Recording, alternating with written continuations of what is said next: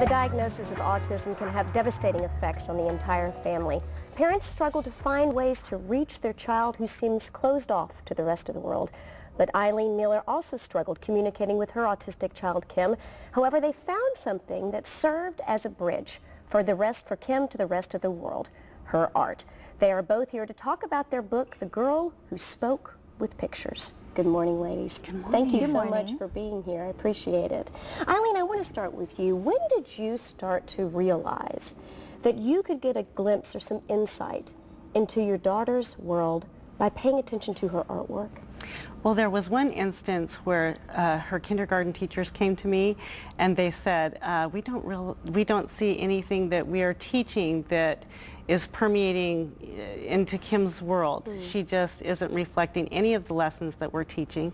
And one night I saw her draw a drawing over and over about 50 times, and I thought she must be trying to get to us about something. There's something that she's really working on.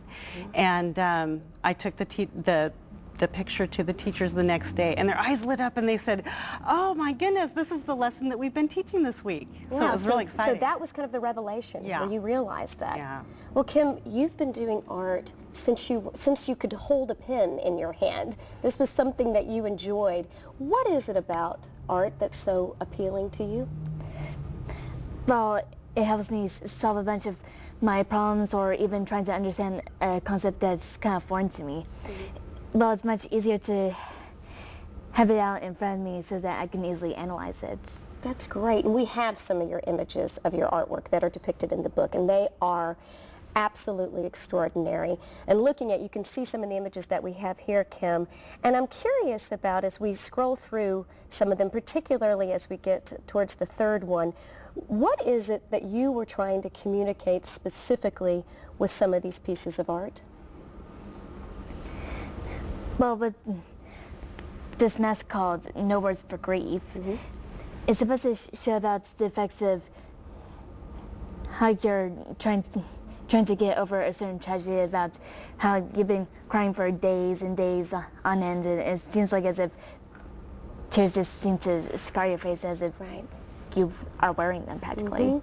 So there is each piece of art, and I think it's also important to note that you do the ceramics. You also do watercolors, you do pencils, you do all different types of art. Is there any one in particular that is most appealing to you, that you enjoy the most?